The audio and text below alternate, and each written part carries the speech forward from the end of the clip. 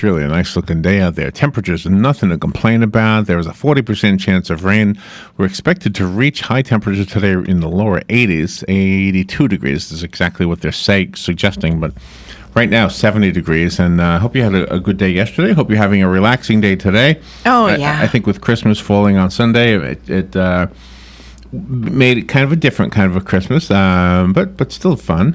Mm-hmm. Hopefully you had a good time, and I think we're still eating. Oh, yeah. I'm going to be eating through New Year's, so you don't got to worry about that. The grocery stores will be in existence for me. All right, so I have here the top 10 news stories. Now, this will be worldwide, or at least national, and this is from the Associated Press. Later on in the week, we'll do some of the top stories from Ocala. Okay. But feel free to call in and comment on any of these things, and if you want to throw in an Ocala story, you can do that. The phone lines are open. It's kind of open forum right now for anything. So the number is 622-9622, and I have we'll start with this, the top 10 stories in the United States, according to the Associated Press. Okay. They put at number 10, Hillary Clinton's emails. Yeah. The FBI conducted an investigation into Hillary Clinton's use of a private computer server to handle emails she sent and received as Secretary of State. FBI Director James Comey criticized Clinton for carelessness, but said the Bureau would not recommend criminal charges. So how did that affect you at all? Did that story affect your decision about who to vote for at all? Did it make you question whether you should vote for Hillary if you were going to? Did it even substantiate why you weren't voting for her at all? Mm-hmm. Did it cause you to not vote for her at all? Because I don't think so. I think those who made up their mind made up their mind. Yeah, I think so too. But I'm sure that's not true for everybody. So the one thing, this is what I thought about. This is how that story affected me. Mm-hmm. I always look at the candidates. I always say, well, who is the best person to preside over the government? Because that's what a president's job is to preside. That's right. The government is truly you, the people, represented by your congressman. I've never really been clear what the whole deal with senators was, but yeah. But I think the bulk of our representation happens in Congress, in the House of Representatives, and the president is supposed to be the leader of that and the overseer of that and the presider over that. And so who's the best person to do that? Well, the one thing that the email story did for me,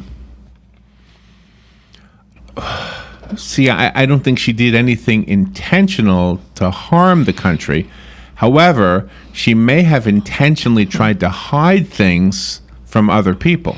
And she broke the rules. She didn't want to follow the rules. Well, here's how I looked at it. When I heard everything that there was to be said, and I'm not the say-all, end-all. I mean, I'm just telling you my thoughts. I equated it to this. You have a store. You're the one who owns the store. And you put somebody as a manager in that store. Mm-hmm. And then you show up the next day and you find the door unlocked. Yes. Well, did the person who left the store without locking the door do it so that something could be stolen from the store? Did the person do it out of carelessness? What doesn't matter? Mm-hmm. It doesn't matter to me if the door is left unlocked. That's not a good manager. No. Simple as that. Simple as that. Nope. If you're leaving the door unlocked, that's not a good manager. And that's what she, in essence, did. Regardless of what you want to say about the lying, about the very act of trying to do something underhanded, I don't know. I don't even want to argue that. All I know is this. Whatever the reason, if you're sending emails that could compromise the security of the country, mm-hmm.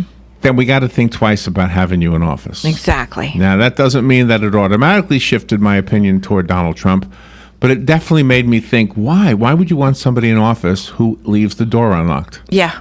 So there's my simple way of looking at that. The number 9 most popular story in America, according to the Associated Press in 2016. After Justice Antonin Scalia's death in February, President Obama nominated Merrick Garland, Chief Judge of the U.S. Court of Appeals for the District of Columbia Circuit, to fill the vacancy. However, Majority Republicans in the Senate refused to consider the nomination, opting to leave the seat vacant so it could be filled by the winner of the presidential election. And Donald Trump has promised to appoint a conservative in the mold of Scalia. So that was the number 9 biggest story of the year. You might have already forgotten about it. Yeah. I remember when Merrick Garland was being interviewed earlier in the year. I mean, he seemed to be a good candidate, but obviously the Republicans in the Senate didn't want him there. So we'll see. I guess now we'll find out what Donald Trump's plan is. The number 8 story this year, according to the Associated Press, is from Syria. And this was ongoing. And what was the embarrassing moment for, was it Gary Johnson? With the About Aleppo. Right. Not knowing what Aleppo was. Yeah, exactly. Yeah. Exactly. Anyway, You should know that stuff repeated here and there. ceasefire negotiations failed to halt warfare among multiple factions in Syria. With Russia's help, the government forces of President Bashar Assad finally seized rebel-held portions of the city of Aleppo at a huge cost in terms of death and destruction, and it's still going on. And people are still leaving, and people are still trying to be refugees in different safe havens across the world, including here in the United States. It's an ongoing issue. Germany, of course, accepted a lot of refugees, and you could argue that wasn't the smartest move for them. No, they thought it was, but now they realize it was wrong. I saw this piece where Conan O'Brien, the comedian, went over to Berlin, and he visited one of the shelters where they were living, and they were playing ping pong, and he was speaking to them, and these were the cream of the crop. These were the good guys. So, yes, I believe that a lot of those people leaving to find a better world are. And he asked them, "Do you plan on staying here in Germany?" And a couple of them said, "Yes, I would like to have a life here. I like it here." So they're not all breaking the law. They're not all molesting the ladies in the swimming pools. We heard those stories too, right? Yeah, we heard the story in France. They were But- living on the street and they were pigs. They threw their garbage out and everything. It's the willy-nilly. Disgusting. It's the willy-nilly. Yeah, come on in, everybody, one and all, come on in. It's the willy-nilly way that they did it that I think most people are upset with. So Yeah, and I think that the United States, President Obama, put pressure on those countries to accept them without vetting them. So I don't know. that's what I believe. The phone lines are open. We'd like to hear what you feel about these things. So we've got the 10, 9, and 8 down to number 7. These are the top 10 stories in 2016, according to the Associated Press. All right, number 10 was the Hillary Clinton emails. Number 7 is the Democratic Party email leaks. Hacked emails disclosed by WikiLeaks revealed at times embarrassing details from Democratic Party operatives in run-up to the election day, leading to the resignation of Democratic National Committee Chair Debbie Wasserman Schultz. You Yep. remember that? I remember. And other Democratic National Committee officials. The CIA later concluded that Russia was behind the DNC hacking in a bid to boost Donald Trump's chances of beating Hillary Clinton. I guess that's still being talked about, but that is the number 7 story of the year, according to a poll taken by the Associated Press. Do you agree with that? Do you agree that it should be in the top 10? Yeah. Yeah, I do, of course. Of course it big is. Story. Huge. And it really kind of if I say anything about that at all, it kind of piggybacks on the number 10 story, which is the emails themselves. That's right. All right. Looks like we're up against the break. So on the other side of the break, we'll continue the countdown. The Associated Press poll, the United States election voted top news. Of course, that would be the number 1 story, but I'll get to that when we come back. Plus the 6, 5, 4, 3, and 2 stories. We'll be right back.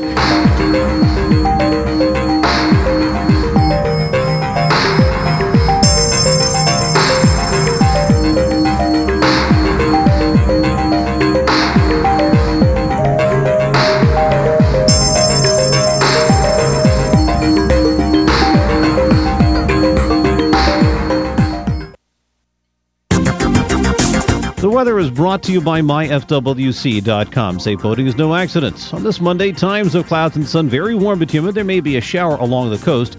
The high 79 to 83. Partly cloudy Monday night, low 62 to 66. For Tuesday, intervals of clouds and sun with a stray shower. A warm day, high 79 to 83. And for Wednesday, more clouds and sun with a shower around, high 78 to 82. From the Florida Weather Center, I'm meteorologist Joe Lundberg. When you go into Automax, Marion County's #1 pre-owned dealer for over 15 years, you won't take the new car depreciation because Automax saves you thousands on late model vehicles. Browse the inventory online at automaxocala.com. Then come down to see the great vehicles and upfront pricing in person. Compare up to 60 models inside the climate control showroom. So take your time. No high pressure, no gimmicks, no games. On the corner of 17th and Easy Street. Automax. Quality cars, outlet prices. Hey, Robin, did you know the Pac Mail store has moved? After 22 years of business in Churchill Square, they moved? Yes, the new store is 1 mile west of their old location on 17th Street, right across from Penn Flooring. Do they still have the same smiling faces and great customer service? They pack it, ship it, crate it, and freight it using FedEx, USPS, DHL, or UPS. A great way to start the new year. You shop, we ship. Pac Mail, 1202 Southwest 17th Street, Suite 201. Call 352-368-9779. Hey Ocala, this is Kelly Hart, Executive Editor of Ocala Magazine. Did you know last year Ocala Magazine won more awards in excellence than any other publication in Florida? And this year, Ocala Magazine was named Best Consumer Magazine in the state. Now you can join me every Friday at 10 a.m. on Ocala Magazine Radio, where we bring the pages of Ocala Magazine to life, right here on The Source. Ocala Magazine thanks you for making us #1. And remember, there is only one Ocala Magazine. Hi, I'm Leah Caruso with Strive Rehabilitation, inviting you to join me Thursday at 11 a.m. for Health Matters. Ocala Health and Strive have teamed up to bring you the latest information on good health services available to you right here at home. This vital information will help you make informed decisions about your health. So don't forget to join me here at 11 a.m. Thursday. It's news you can use from Ocala Health, Strive, and your friends here at WOCA. Hospice Marion County has an urgent need for volunteers to share a conversation with someone, run errands, hold someone's hand. All you need is a willingness to help others. Our volunteers believe the blessings they receive far exceed the services they offer. Will you consider serving, caring, and making a difference? Call today, 873-7441. Hospice of Marion County, making more moments of life possible. All right, 18 minutes after 10 o'clock. Thank you for tuning in. Nice looking Monday, the day after Christmas, and we're winding down to the end of the year. Do you know how close it is to the end of the year? I don't know, but I've seen all the fashions go by the window today, and most of the women and girls are wearing shorts and thongs. What are those called? Really? No, on the feet. I gotta turn my head. Sandals. I'm looking the wrong direction. Shorts and sandals, whereas like up through Christmas Eve, they wore short shorts and the big boots, and now it's short shorts and the sandals. They're ready for summer now. Yeah, winter's over now. Christmas is history. That's and right. they're at the window wearing thongs. I got to turn my seat. Didn't you used to call them thongs when you were growing up, put on your feet, you know? No. Oh. I call them flip-flops. Flip-flops. Oh, that's right. Thongs mean something. 5 days, 13 hours, 41 minutes, and 3 seconds until New Year's. It's counting down already. There's a countdown clock. There's lots of countdown clock. All right, here we go. Okay. We're talking about the top 10 stories according to the Associated Press poll. Mm-hmm. And we did 10 through 10, 9, 8, and 7. Now we're up to number 6. Yep. Number 6 story is attacks on police, ambushes, and targeted attacks on police officers in the United States claimed at least 20 lives. Yeah, that is absolutely. Who cannot remember this? This is The horrible. victims included 5 officers in Dallas working to keep the peace at a protest over the fatal police shootings of black men in Minnesota and Louisiana. 10 days after that attack, a man killed 3 officers in Baton Rouge, Louisiana. In Iowa, 2 policemen were fatally shot in separate ambush-style attacks while sitting in their patrol cars. That's a story that I hope is not repeated this year. Me too. Next year. Hope we have figured out a way to live in harmony. I watched with you yesterday this broadcast from Fort Lauderdale, and also one from Utah, I guess, from the Mormon Tabernacle Choir. Yes. So we saw the First Baptist Church of Fort Lauderdale Christmas Spectacular, and the Mormon whatever they call that thing. Yeah, the Mormon Tabernacle Choir, the Christmas They had pageant. their Christmas pageant, and in both cases, you saw young, you saw old, you saw black, you saw white, and not token. No. You saw. I mean, it was a nice mix, and it's hard to tell, who's Hispanic and who's not. But I'm sure they don't discriminate. Exactly. I mean, in the churches. So in Fort Lauderdale, they're all singing, getting along together. And no. It was just. I mean, come on. That's the way. That's the world I know. Yes, Okay? exactly. The for sure. world that the press seems to want to paint. If it's out there, I don't know it. It's not the world I know. That's right. It's not the world I know in my world of radio. It's not the world I know in my world of music. It's not the world I know on my friend list on Facebook. It's not the world I know. The world I know is everybody's getting along. It doesn't. I mean, if you're not getting along with somebody, it's got nothing to do with their race or their religion. Yeah. I mean, we've got Muslim friends, we've got Jewish friends, we've got black friends, we've got Hispanic friends, we've got, let's see, do we have any Russian friends? I don't know. But you know what I'm saying? It never stops us. It's just, I think they paint the wrong picture. And we did Forest Green in Russia. In a Russian, you had the Russian friends that translated it for us. But anyway, attacks on police was the number 6 story. The number 5 story was worldwide terror attacks. Yeah. Extremist attacks flared at a relentless pace throughout 2016.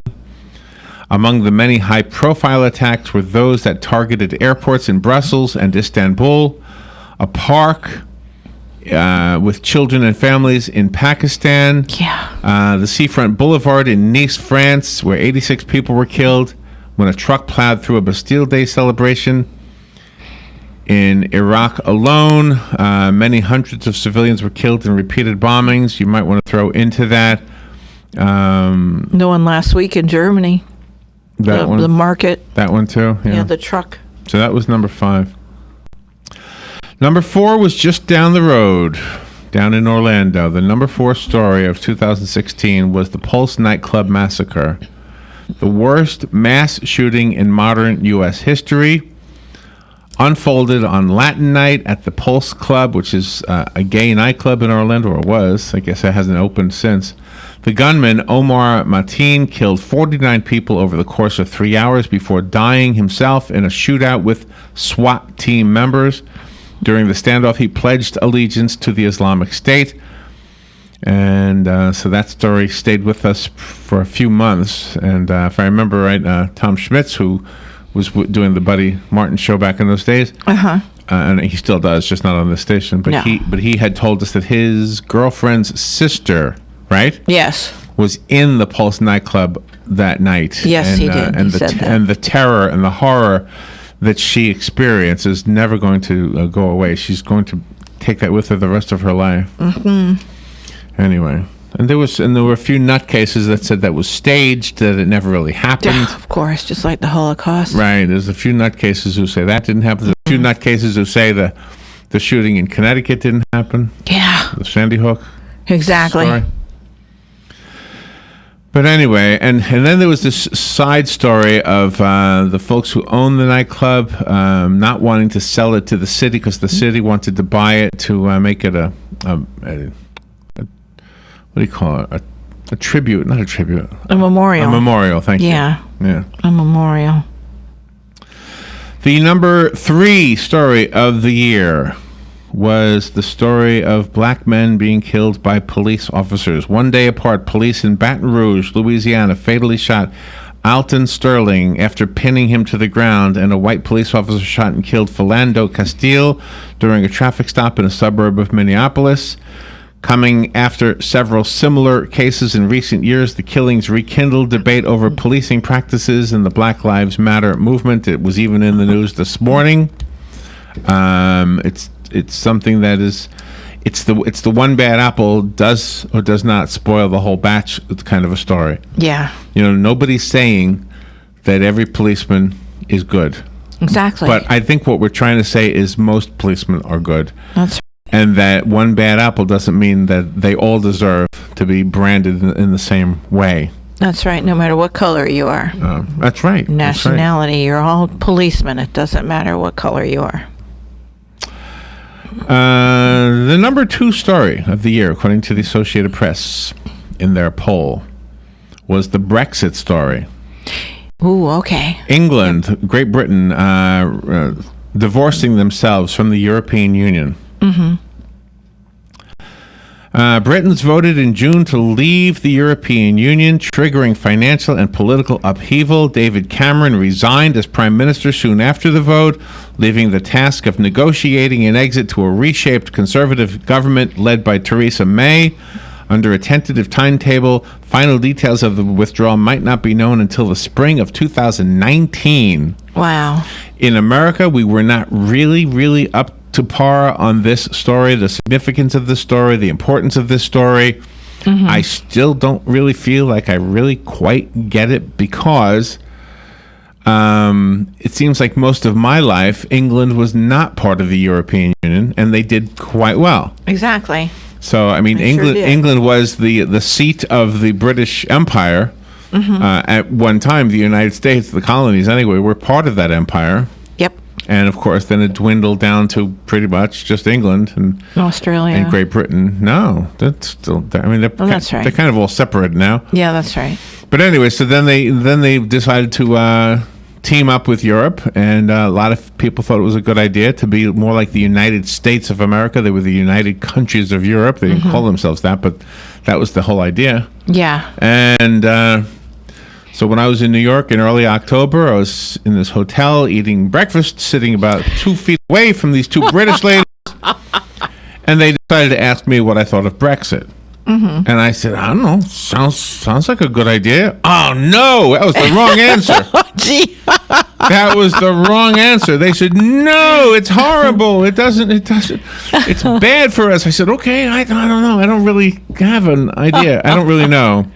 Yeah. How do you not know? I said, well, you know, I don't know. Yeah. I don't know how I don't know, but I don't know. I mean, weren't you guys okay before you even joined the European Union? Wasn't everything okay? That's right. That's right. Ah, man, they were all over me. Oh, don't ever do that. Don't ever do that. And Alex looks at me like, why do you talk to everybody? Why do you talk to everybody? Yeah, but that was in a nice, comfy, safe setting. It wasn't like a bum on the street. See, that's your problem. Your problem is when it's out on the street. Yeah, I don't like the bums. I'm afraid of them. They might have a gun or a All right, knife. so that was Brexit. The number 1 story, this is a no-brainer, Yeah. was the U.S. election, Donald Trump, Hillary Clinton, and the rest. Yes. This year's top story traces back to June of last year, 2015, when Donald Trump announced he was going to run for the presidency. You remember him going down that escalator at the Trump Tower? It was a big show. And he had people shouting out, oh, we support you, Donald Trump. And it turned out those people were paid, remember? Yeah. He was viewed as a long shot when he first got in. Of course, that's all history now. He's going to be sworn in a couple of weeks. Yep, the 20th. He had 16 rivals in the Republican Party that all wanted to have the same job, including Jeb Bush, who was here in Ocala, who met up with us even and talked to us real briefly down in, where was that, in the Villages? We saw him? No, we saw him on Top of the World. Top of the World, okay. Yep. Among the Democrats, Hillary Clinton beat back an unexpectedly strong challenge from Bernie Sanders, who in my mind was the gentlest candidate, but he didn't have any policies that I really could support. I believe he quit. He backed out.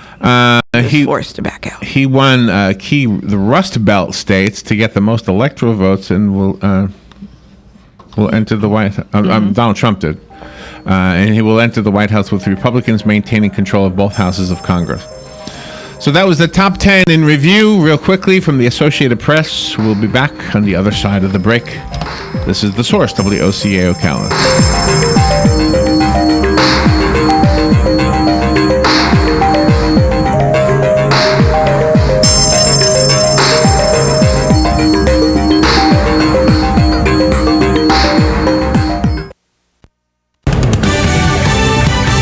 Fox News Radio, I'm Pat O'Neill. Parts of a Russian military plane that crashed into the Black Sea yesterday have been found. Since the plane was headed to a military base in Syria, there's been speculation it was not an accident. But at a news conference, the government minister leading the investigation seemed to rule out a deliberate attack. As we know, the main versions so far do